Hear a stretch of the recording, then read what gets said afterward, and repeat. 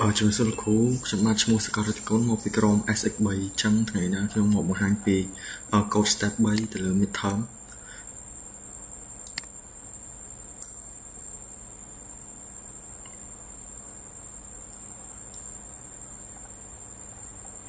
អញ្ចឹងយើងធ្វើការ run code មកនេះគឺជា product list យើងមានដូចជា laptop mouse keyboard និង monitor អញ្ចឹងជ្រើសរើសយក product របស់យើងអញ្ចឹងខ្ញុំនឹងយកទៅលើ mouse លេខ2យើងយកចំនួននេះមក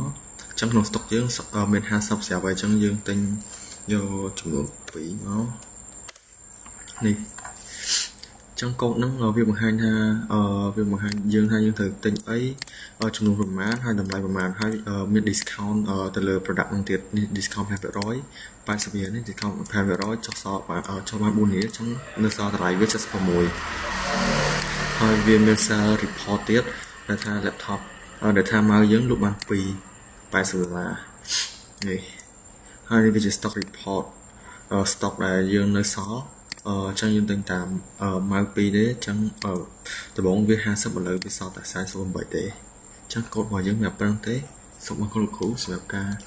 តាមដានវីដេអូ